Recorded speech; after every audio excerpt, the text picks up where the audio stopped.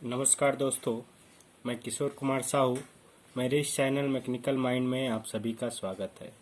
आप लोग देख रहे हैं fluid mechanics and fluid machinery का वीडियो सीरीज़, और इस सीरीज़ के चैप्टर 4 के बारे में हम डिस्कस कर रहे हैं। चैप्टर 4 में आपको बेसिक इक्वेशंस और फ्लूइड फ्लो के बारे में पढ़ना है।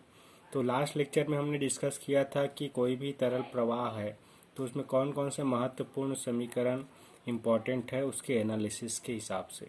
ठीक है, तो उसमें से हमने सबसे पहला जो समीकरण डिस्कस किया था वो था गति के समीकरण, और गति के समीकरण के अंदर ही बहुत सारे समीकरण आते हैं। ठीक है, तो उसमें से एक गति का जो समीकरण है जो फ्लूइड फ्लो एनालिसिस के हिसाब से इम्पोर्टेंट है वो है Newton's second law of motion. Newton's second law of motion. Newton के गति का द्वितीय समीकरण या द्वितीय नियम। ठीक है, तो न्यूटन ने ये समीकरण दिया हुआ है। न्यूटन के अनुसार क्या होता है, कोई भी फ्लूइड फ्लो हो रहा है, कोई भी फ्लूइड आप ले सकते हैं और एक छोटा सा हिस्सा हम ले लेते हैं। मान लो ये फ्लूइड है, एक छोटा सा एलिमेंट हमने लिया है तरल का, है ना, छोटा सा हिस्सा हमने लिया हुआ है, और इसमें नेट एक्सटर्नल फोर्स काम कर रहा है, कुल बल काम कर रहा है मान लो इस दिशा में। किस दिशा में काम कर रहा है? एक्स की दिशा में। मान लो एक्स की दिशा में टोटल बल एफ एक्स कार्य कर रहा है। तो इस फ्लूइड एलिमेंट में उस बल के कारण क्या होगा, इसमें वेलोसिटी आएगा, एक्सेलरेशन आएगा ना। ये फ्लूइड एलिमेंट है, तो इस दिशा में जिस दिशा में बल कार्य कर रहा है इसी दिशा में इसमें एक्सेलरेशन ए एक्स उत्पन्न हो रहा है। और ये मान लेते हैं कि इस फ्लूइड एलिमेंट का जो द्रव्यमान हो कितना है, एम है। ठीक है, तो यहाँ पे एफ एक्स क्या है,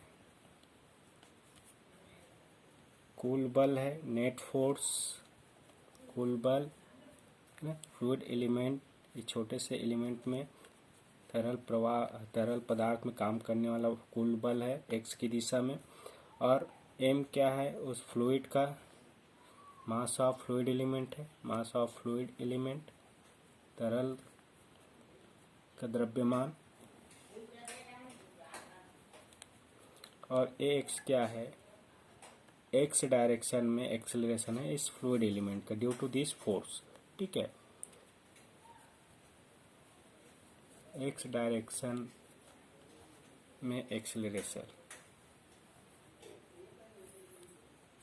ठीक है, तो न्यूटन ने क्या बताया कि इसमें जो फोर्स ऐड कर रहे हैं due according to this law,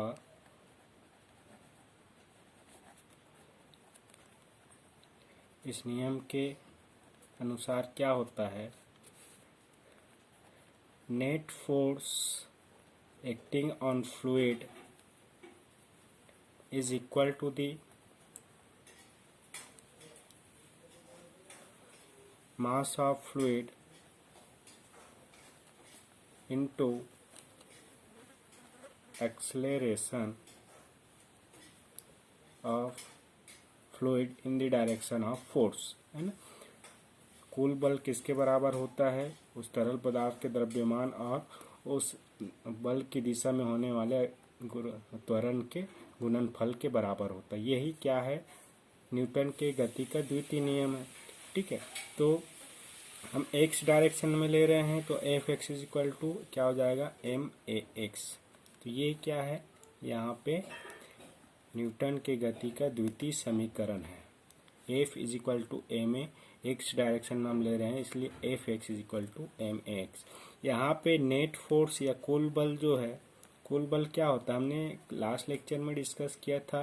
कुल बल, इसमें बहुत सारे बल कार्य करते हैं किसी भी फ्लूइड में, तो यहाँ पे कुल बल में क्या क्या चीज़ें आ जाएगी, इसमें प्रेशर फोर्स आ जाएगा, इसमें ग्रेविटी फोर्स आ जाएगा, इसमें विस्कस फोर्स आ जाएगा, इसमें टर्बुलेंट फोर्स आ जाएगा, इसमें कंप्रेसिबिलिटी फोर्स आ जाएगा। जितने भी फोर्स हैं ये सब का योग क्या कहलाता है? Net force. तो सभी फोर्स को आपको लेना है जिसके कारण उसमें एक्सेलरेशन हो रहा है, और जिस डायरेक्शन में हम ले रहे हैं उसी डायरेक्शन में इस फोर्स को आपको लेना है। ठीक है, तो ये जो लॉ है वो क्या कहलाता है? आपका न्यूटन की गति का द्वितीय समीकरण। ठीक है, तो ये गति के समीकरण का पहला पार्ट है।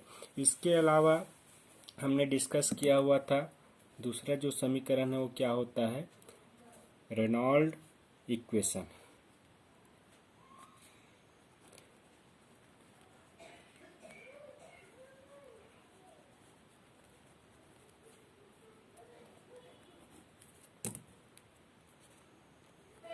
रेनॉल्ड इक्वेशन ऑफ मोशन, गति के रेनॉल्ड का समीकरण।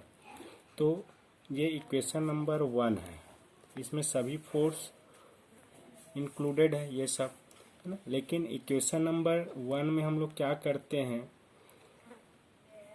FC को निगलेक्ट कर देते हैं। मतलब जब फोर्स क्या हो? इनकम्प्रेसिबल हो, है ना। तो इनकम्प्रेसिबल हो तो हम क्या करेंगे? इस FC को निगलेक्ट करेंगे, और निगलेक्ट करने के बाद जो समीकरण मिलेगा आपको इस समीकरण में, है ना, वो समीकरण कहलाएगा रेनॉल्ड इक्वेशन। ठीक है, तो रेनॉल्ड इक्वेशन में क्या करते हैं?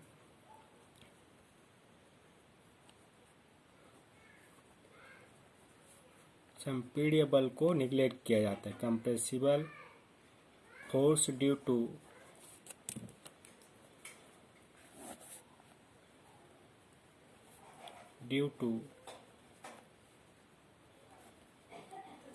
compressibility is neglected।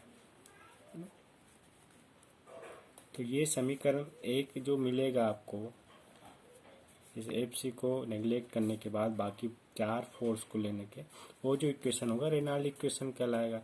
ठीक है, FC को आपको नेगलेक्ट करना है। उसके बाद नेक्स्ट जो समीकरण आता है, जो इक्वेशन मोशन इक्वेशन है, वो है नेवियर स्टोक समीकरण, equation of motion. Navier Stoke का गति का समीकरण। नेवियर स्टोक ने क्या किया? कंप्रेसिबल फ्लूइड तो लिया है, असंपीड्य, उन्होंने असंपीड्य फ्लूइड लिया है ना, कंप्रेसिबल फ्लूइड नहीं माना है, FC को निगलेक्ट किया है।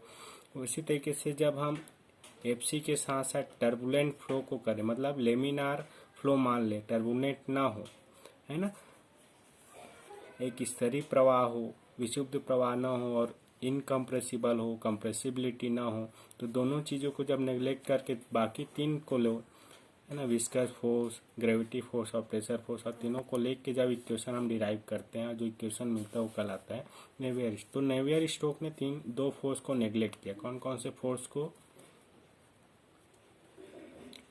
Force due to turbulent and compressibility is neglected। तो जो टर्बुलेंट फोर्स FT और कंप्रेसिबल फोर्स FC को नेगलेक्ट करना है, और नेगलेक्ट करने के बाद जो समीकरण मिलेगा वो कहलाएगा Navier Stoke equation of motion. ठीक है, अब आगे जो नेक्स्ट इक्वेशन मोशन आया वो आया Euler equation of motion. Euler गति का समीकरण, या गति के लिए यूलर का समीकरण। ठीक है, तो यूलर ने क्या किया? इन्होंने 3 फोर्स को नेगलेक्ट किया। मतलब इन्होंने आइडियल फ्लूइड,